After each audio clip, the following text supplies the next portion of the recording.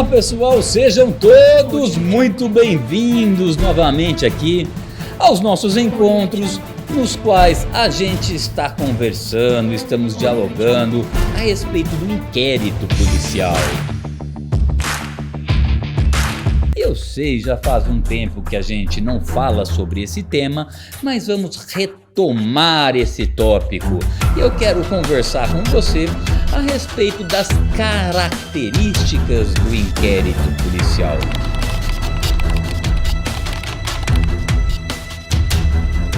Não menospreze essa questão, não é nota de rodapé, não é vaidade acadêmica. São 7 as principais características do inquérito policial.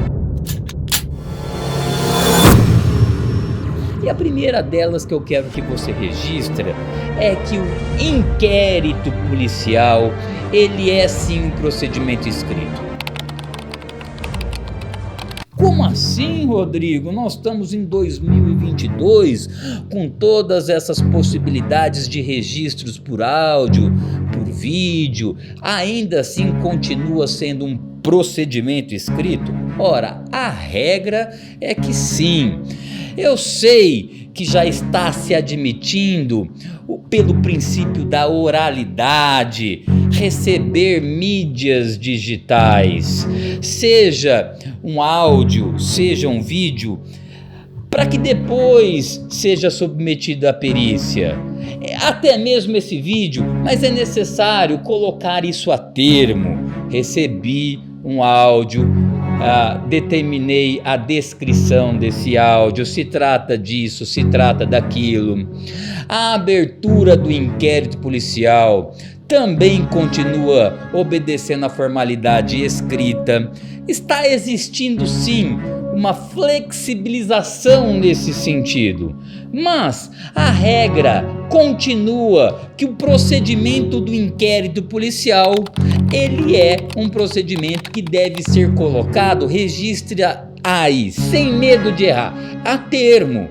Mas na sua prova, você pode ficar tranquilo, trata-se sim de um procedimento escrito, mas guardadas as devidas flexibilizações que cada situação assim possa ensejar. O segundo requisito do inquérito policial é que se trata de um procedimento sigiloso. Por quê, Rodrigo? Porque é natural do inquérito que seja um procedimento que a autoridade policial busca fazer investigação. E não tem nenhuma investigação que é realmente uma investigação se você começa a realizar essa investigação e se torne essa investigação pública. A autoridade policial não consegue realizar a contento. Por quê? A partir do momento em que você vai realizar um procedimento, exemplo, a solicitação de uma apreensão de um celular, é uma requisição, é um pedido, talvez é um procedimento que vai ser realizado, uma busca-apreensão. E aí, se você colocar isso a termo, e se você mencionar que isso vai ser feito, a outra parte pode ficar sabendo e você não consegue obter o resultado desejado, porque é natural do inquérito que ele seja o quê? Sigiloso. A autoridade policial deve cuidar disso. É um sigilo absoluto, Rodrigo? Não é um sigilo absoluto. Por quê? Porque o sigilo não alcança o advogado.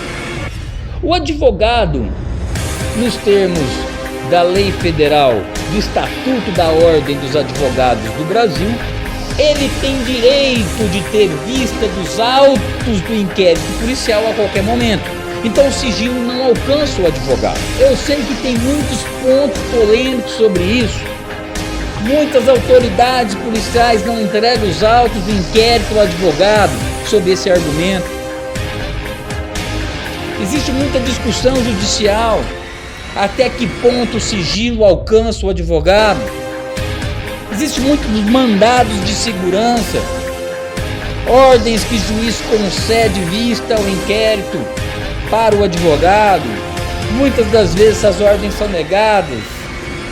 Muitas das vezes, o inquérito policial, ele é trancado por inobservância de alguns requisitos que é necessário intrínseco a ele, mas que se trata sim de um procedimento sigiloso. Isso se trata, né? Os limites do alcance desse sigilo é que se discute. Não vamos aqui se debruçar sobre pontos específicos, não é essa a questão. Eu só quero que você registre aí e anote que se trata de um procedimento sigiloso. Até que ponto esse sigilo ele existe? Anota aí, me manda um WhatsApp, deixa o seu questionamento, de repente a gente faz um encontro sobre esse ponto, os limites do alcance do sigilo no inquérito policial. Gostou do tópico? É isso aí. Mas vamos agora para o nosso terceiro requisito do inquérito policial.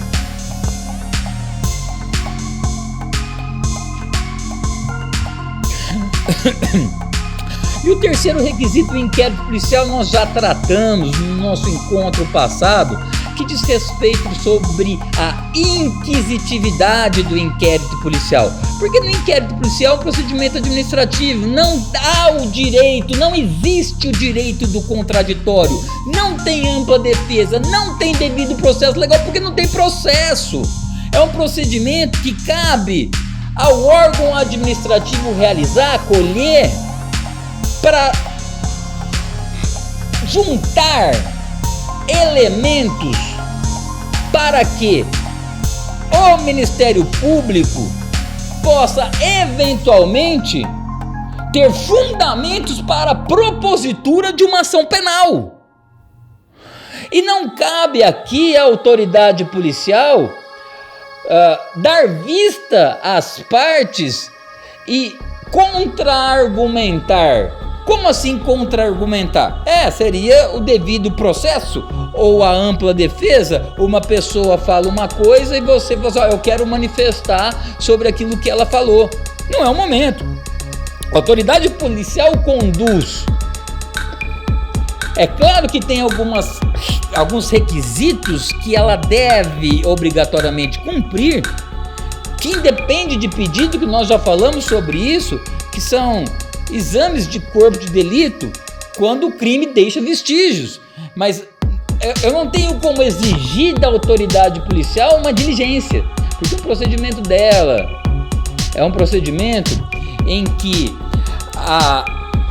o órgão competente, que é um órgão público, investido no chefe de polícia, vai conduzir da melhor maneira que lhe aprouver. É claro, respeitando alguns critérios, mas ele não está, isso que eu quero colocar para você, ele não está refém, eu sei que a palavra é forte, de cumprir solicitações do advogado ou de cumprir solicitações do acusado, do investigado. Cabe a ela conduzir essas investigações de maneira a diagnosticar a autoria e materialidade. Vamos falar agora do quarto requisito do inquérito policial, que é a oficialidade. Muita calma nessa hora, muita atenção. Para que você consiga compreender esse requisito, é necessário a gente pincelar algumas coisas.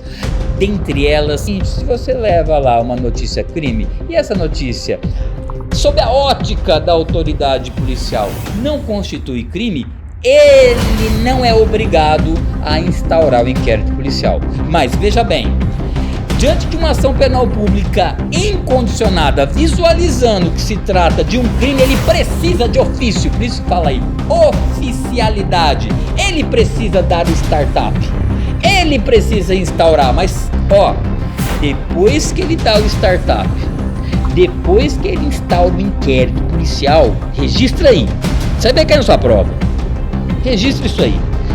Ele não pode arquivar o inquérito policial. Ele não tem autonomia para para arquivar o inquérito policial. Tá gaguejando? Registra isso, vai cair na sua prova, meu amigo. Depois que ele instaura o inquérito policial, numa ação penal pública incondicionada, ele não tem autonomia para arquivar, ele não pode parar. Isso precisa ser enviado para o Poder Judiciário, o juiz vai abrir vista para o Ministério Público, o Ministério Público pode eventualmente opinar pelo arquivamento, ou pode promover a ação penal, e o juiz, ele vai eventualmente receber essa ação penal, instaurar e abrir o processo, entre aspas, para você entender, ou seja, aí sim começa o processo. Ou se o Ministério Público solicitar o arquivamento, ele pode concordar, aí sim houve o arquivamento. O delegado de polícia não pode arquivar inquérito policial de ação penal pública incondicionado que ele instaurou. E dentro dessa linha de argumentação está o requisito do inquérito policial da indisponibilidade. Justamente, ele não pode dispor, ou seja, instaurou, não pode arquivar nos crimes de ação penal pública incondicionada. Por isso já fica mais esse tópico resolvido, que é o princípio da indisponibilidade. E por último, mas não menos importante, é o requisito da autoritariedade, ou seja, o inquérito policial ele precisa ser conduzido por uma autoridade pública. Trata-se de uma exigência constitucional prevista, sabe onde? Na Constituição, no artigo 144, parágrafo 4º. Ou seja, o inquérito policial ele é conduzido por delegado de polícia de carreira. E com isso nós passamos em revista os 7 principais requisitos do inquérito policial. Conte comigo e até o nosso próximo encontro!